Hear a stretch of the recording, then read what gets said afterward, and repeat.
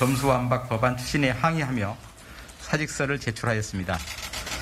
공직자로서 사직서를 낸 이상 직을 수행함에 있었던 일에 대해 말씀을 드리는 것이 적절치 않다고 생각해서 사직서를 제출한 뒤에는 특별한 입장을 내지 않고 청사를 떠났습니다. 그러나 검찰총장으로서 검수완박 법안에 대해 국회의장님이 중재안을 내고 여야가 이를 받아들이고 있는 상황과 관련하여 말씀을 드리는 것이 책임있는 공직자의 도리라 생각하여 다음과 같이 입장을 밝힙니다. 중재안은 검수완박 법안의 시행 시기만 잠시 늦춘 것에 불과하므로 검찰은 중재안에 동의할 수 없고 명확하게 반대합니다. 중재안에 여러 가지 문제점이 있지만 오늘 여기서는 핵심적인 부분 4가지만 말씀을 드리겠습니다. 첫째, 중재안에 의하면 검찰 직접 수사권과 기소권은 분리하는 방향으로 하고 직접 수사의 경우에도 수사검사와 기소검사는 분리한다고 합니다. 검사의 수사권과 기소권을 분리해서 수사권을 박탈하는 것은 이연 소지가 있다는 점은 이미 수차 말씀드렸습니다.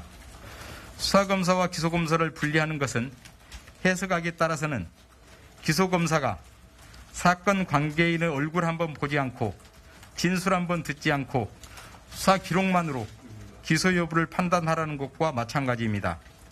그런 기소검사의 판단을 국민들이 쉽게 납득할 수는 없을 것입니다.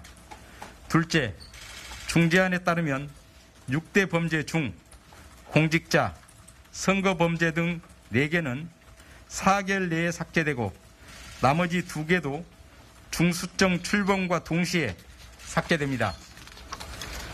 검찰이 어려운 여건 속에서도 국민께 능력을 인정받았던 것이 공직자 범죄와 선거 범죄입니다. 검찰이 공직자, 선거 범죄 수사를 못하게 하면 공직자 비리나 선거 사범에 대한 국가의 범죄 대응 역량이 크게 감소하게 될 것임은 명약관화한데 국민들이 그것을 원하시지는 않을 것입니다. 부패범죄와 경제범죄 수사도 검찰이 계속 할 수 있는 것이 아닙니다. 최단 일정에 따라 중수청이 출범하면 1년 6개월 안에 못하게 됩니다. 갓 출범한 중수청이 70년 역사의 검찰 수사 역량을 따라잡을 수 있겠습니까?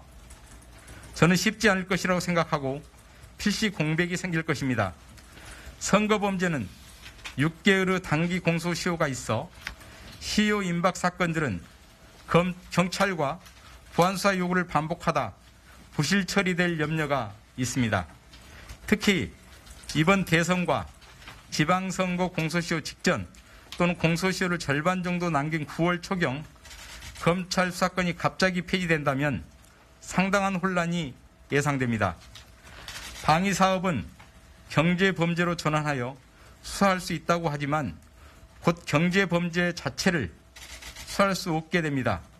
대형 참사의 경우 검경합동수사본부를 꾸릴 수 있다고 하는데 검찰의 수사권이 없어지게 되므로 과거와 같은 효율적인 합동수사는 어려워질 것으로 생각합니다.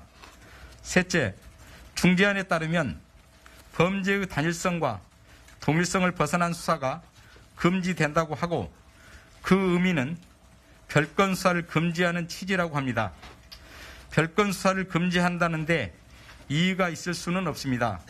그러나 단일성, 동일성이 있는 범죄만 수사할 수 있다고 하면 해석 여하에 따라 해당 범죄에는 일체의 여죄 수사를 할 수 없는 결과가 될 수 있습니다. 진범, 공범 수사는 피의자가 달라서, 추가 피해는 피해자가 달라서, 무고 이중 수사는 범죄 사실이 달라서 단일성, 동일성이 없고 그 결과 검경 간 핑퐁식 사건 이송으로 인해서 사건 처리가 지연되고 국민들은 그 사이에 회복할 수 없는 피해를 입게 될 것입니다. 넷째, 중재안에 따르면 국회 사개특위를 구성해서 중수청 설치를 논의하게 되고 중수청이 출범하면 검찰의 직접 수사권은 폐지됩니다. 역대 사개특위는 개혁 방안별로 충분한 논의 후 그 방안 실시 여부나 방식을 결정하였던 것으로. 자, 사직서를 제출한 이후에 입장을 밝히지 않았던 김호수 검찰총장이 지금 이제 몇 가지 중재안에 대한 자신의 입장을 좀 내놨습니다.